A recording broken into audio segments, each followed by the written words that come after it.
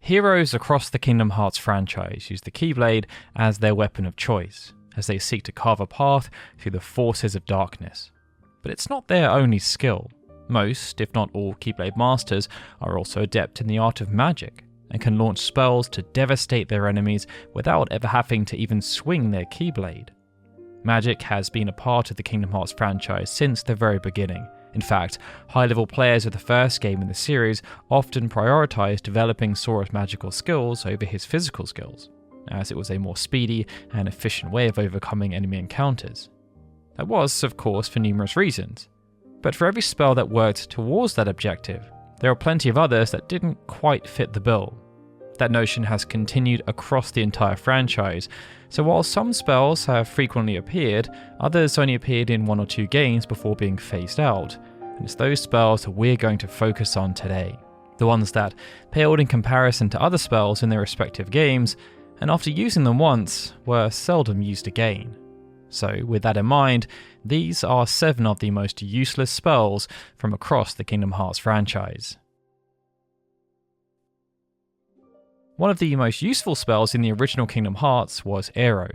We'll get into more detail about that wind-based spell later in the video, but it was basically the Kingdom Hearts equivalent of Final Fantasy's Wall, a combination of Protect and Shell that reduced incoming damage. Meanwhile, the most basic spell in the game was Fire, a simple magical projectile that dealt damage to enemies with a bit of a homing factor.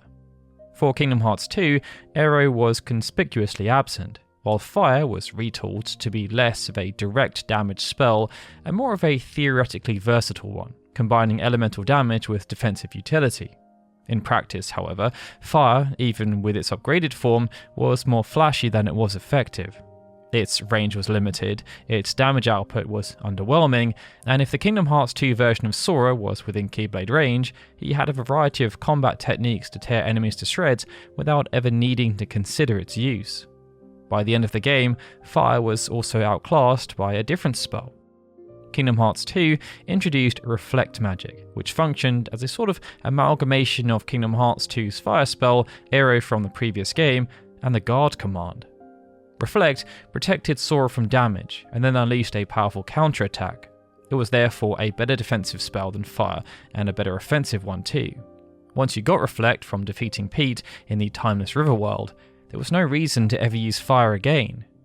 Clearly, the developers of the game saw it as a failed experiment, as subsequent games saw Fire return to its original function, a simple, homing fireball.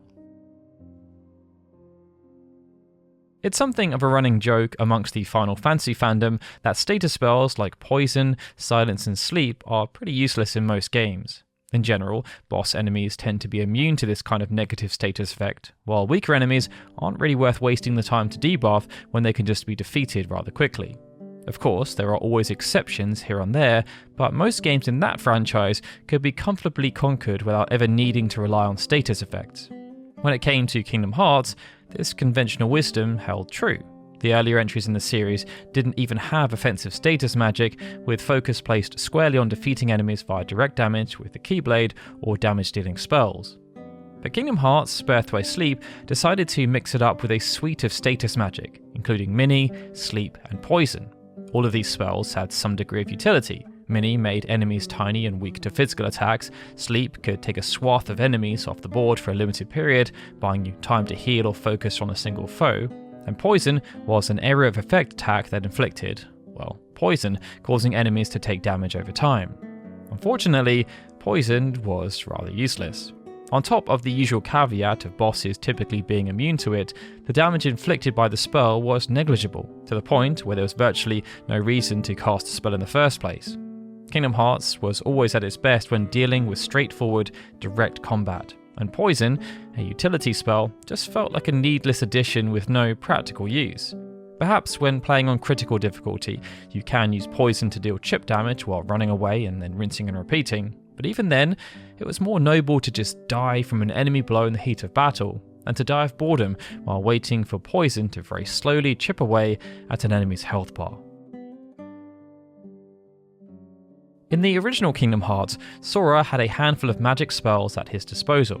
When it came to dealing direct damage, there were 4 options: Fire, which we've already mentioned, but there was also Blizzard, Thunder and Gravity. Of these, Blizzard was the least useful.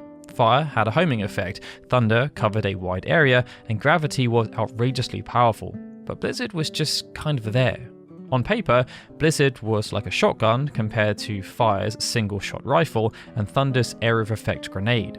A single use of Blizzard sent out 3 shards of ice, but only one travelled straight towards the targeted enemy, with the other 2 branching off to the left and right, where they could potentially hit other enemies. But even the central Blizzard shard often missed, since it lacked Fire's homing ability and had a slower travel speed. So you had to be really close and up against a plus-sized enemy to truly guarantee a hit. In almost every situation, you were therefore better off just using Fire due to its homing ability, rapid fire of rate and smaller MP cost, or Thunder, which could take out an entire group of Heartless with a single casting. Blizzard did return in Kingdom Hearts 2, and it was slightly improved. The ice shards now passed through enemies and could hit multiple foes, but it once again suffered from needing to rely on enemies staying in the proper formation to ensure maximum damage. Now this next entry might prove to be a contentious one, because some players swear by the spell's power and utility as a way of crowd controlling, while simultaneously dealing damage and setting up further attacks or buying room to heal. Yes, we're going to be talking about Magnet. First introduced in Kingdom Hearts 2, Magnet was a spell that saw Sora throw a magical ball into the air which attracted enemies into its orbit, dealing marginal chip damage and otherwise immobilizing them until the magic ball dissipated into nothingness. It meant that Magnet, followed by Thunder, could take down large groups of small enemies rather quickly, but then again, so could Thunder on its own in most situations. While Sora had some long-range utility with his magic spells, combat in Kingdom Hearts 2 was always the most effective and most fun when knee-deep in the Heartless, cutting down enemies with advanced Keyblade techniques. For those who needed crowd control, then Thunder was the solution.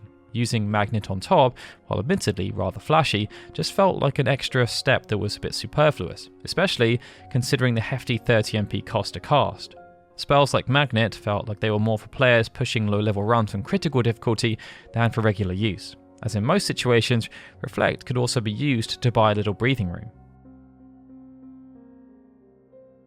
Kingdom Hearts Birth by Sleep introduced a spell called Confetti that, on paper, should have been incredible, as it boosted the next attack to be a critical hit.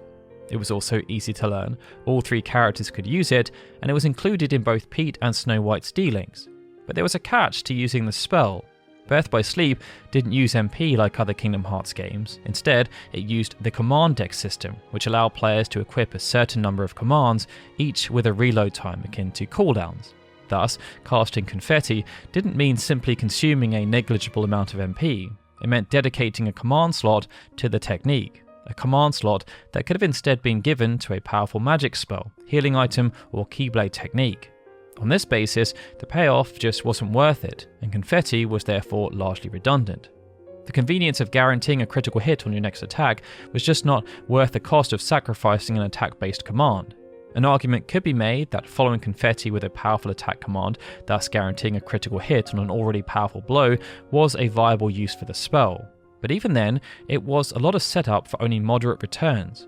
Then, of course, there was the issue of having Confetti interrupted by an enemy. Confetti didn't take long to cast, but offered no protection to the user during its use. Leaf Bracer only applied to healing spells, of which Confetti was not part of the group. Therefore, when you combine all these issues, players were better off just stacking their deck with more attack and healing commands than esoteric support commands.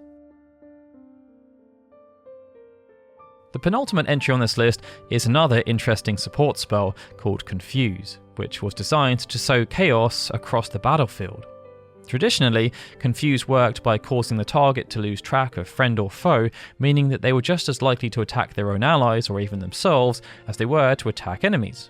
Some semblance of this was the case in Kingdom Hearts Rechain of Memories, where the player could become confused, but instead of acting in the traditional sense, it reversed their movement controls. And when cast on enemies, confused targets didn't attack each other, they just wouldn't attack as often, perhaps because they were having to concentrate more on who they were targeting. Confused then returned in Birth by Sleep and Dream Drop Distance, and it's the latter version that we're going to focus on. In this game, Confused initially seemed quite useful. It had a 100% chance of confusing enemies, and it did so over a reasonably wide area of effect. However, the effect only lasted for 6 seconds, while the command reload time started at 16 seconds. 6 seconds might have been enough for enemies to hit each other once or twice, but it wasn't enough time to truly create a civil war. Another variable that hurt to this version of Confuse was a remnant from the original hardware. Dream Drop Distance was developed for the Nintendo 3DS, which was not the most technologically advanced system in the world. This meant that generally, Sora and Riku encountered fewer enemies at a time than they would in the PlayStation games. As a result, with fewer enemies impacted by Confuse, the spell became inherently less useful than it would against larger groups of enemies. It therefore meant Confuse in Dream Drop Distance was less about causing enemies to deal damage to each other, and more about attempting to buy a couple of seconds to heal and let your command abilities recharge. For our final entry, we're going to take a look at what was one of the most useful spells in the original Kingdom Hearts, and how perhaps because of that, its usefulness was never quite the same again. As mentioned at the beginning of the video, in the original Kingdom Hearts, Aero was a spell that created a burst of wind that surrounded the user and protected them from harm, cutting damage received by half. And its upgraded versions built on this to add an offensive element to the spell, interrupting weak attacks and even doling out chip damage to enemies within melee range. In nearly every situation, there was no reason for players not to constantly have some form of Aero cast on Sora, and using it therefore became a bit of a crutch. As a result, while subsequent games did continue to feature Aero, its functionality was changed. Kingdom Hearts Chain of Memories saw Aero repurposed as an attack that pushed enemies back while dealing some damage, and it was removed entirely from Kingdom Hearts 2. Aero then returned in Kingdom Hearts 358 over 2 days, and that's the variant we're going to focus on. Unlike in other Kingdom Hearts games, in Days, spells were not automatically replaced with their upgraded versions. Before each mission, players equipped a loadout of magic spells, with lower level spells taking up less inventory space and higher level spells requiring more. While players could theoretically load up on low level spells, most of them became pretty useless against in-game challenges and tough bosses. This was especially the case with Aero. At level 1, it only affected a single target and had the chance to inflict the air toss status effect. And although it did have some homing capabilities, its application was pretty lackluster. For this reason, there was almost no case for ever using Aero, as opposed to any of its upgraded variants, as they had much bigger range, were capable of affecting multiple enemies at the same time, and had stronger homing capabilities. But with that, they were 7 of the worst spells from across the Kingdom Hearts franchise. Are there any others that you think we missed? Let us know in the comments below, and if you enjoyed the video, please hit that like button and subscribe for more content in the future. Alright everyone, with that, this is Darryl signing out. I'll see you all again soon for more Kingdom Hearts goodness.